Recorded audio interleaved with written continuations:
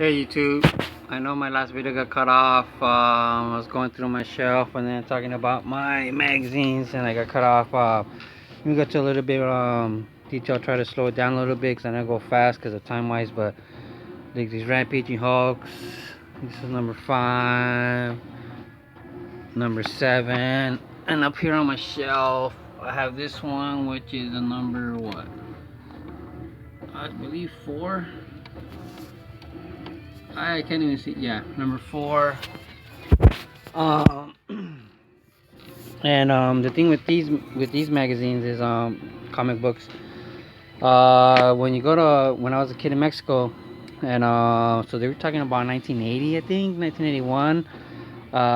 My parents would send me to Mexico every summer because they couldn't afford babysitting for the summer and they had to work. Both of them were two family income, two working household, income. And my grandma would take me to downtown Mexico, and I would buy a bunch of breakdancing tapes and comic books, mainly Archie's, but a bunch of Spider-Man and Hulk. And these are like 1977, I believe. And we're talking about in 1980, 81. My grandma was buying me these because they were cheaper. If you go to the market right there, and the 1980 comic books were more expensive than the 1977 or 78, so I would get the older ones, and that's how I end up with these. And this is a 1985 replica cards of 55 superstars worth $80. Me and my cousin, oh man, my cousin is a bad influence on me, even though he got me into card collecting and stuff. Like these, we would steal them because it said replica cards of superstars worth $80. So we thought these cards themselves right here was worth $80, but no, that's not the case. These cards themselves, the 1955 Bowmans in 1985, were worth $80 for both of these cards. All right, but not anymore, obviously. This is in 1985, of course. And so you know what, real quick, see if I have time, let's see what some of these cards was worth back in these days. See that sweet Jackie Robinson? You wanted to own this baby in 1985? $24. You wanted that card? $24. Isn't that ridiculous? Crazy. $16 for that Duke Snyder right there. The Ted Williams, $50. The Hank Aaron, $145. 52. Number 311, my dream card, was $1,300 back in these days.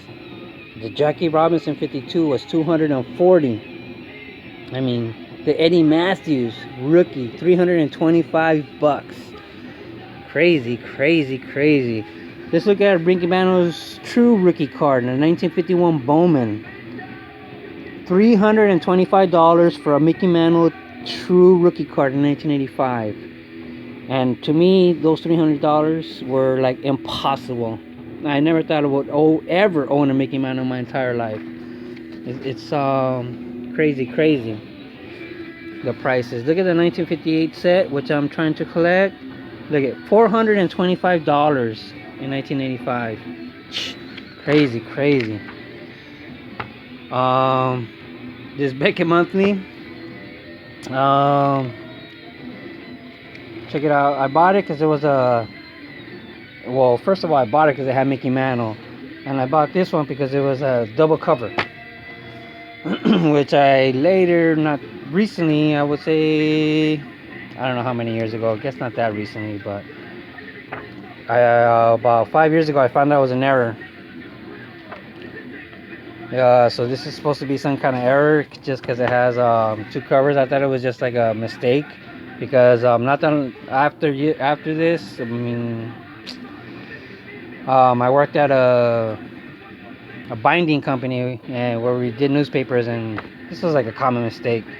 But I guess it shouldn't have got released, and it did get released, and it's considered an error, and it was worth like $20 just because it was a double cover. And And I remember buying this. I guess this would be my first ever refractor, or I don't know what you would call it.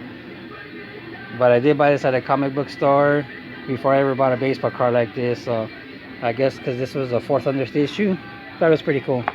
And let me get back to those Scarface. These are pretty cool. I was buying these at a comic book store in Melrose in Hollywood. And I just thought they were the coolest shit. And the only one store I ever saw with these, and it's supposed to be like Scarface before the movie. And these are cool as fuck. And every month I would go back, like I said, I get new ones every month. And every month I went back and I would just see one that I didn't have, and boom, I would buy it and I would leave. Apparently, I guess there was only like 5 issues made, but every issue had a bunch of variants. So I never completed the set. I wish I could have, and I look for them all the time now, and I can't find them. And I'm not a techie, so yeah, I need to find these because I have like, well, this is what I have. You guys can see them. I don't know how to cipher them or whatever, but anyways, I'll figure it out. But well, I just wanted to be slower and go through these cards, magazines, with more details and comics. Hope you enjoy.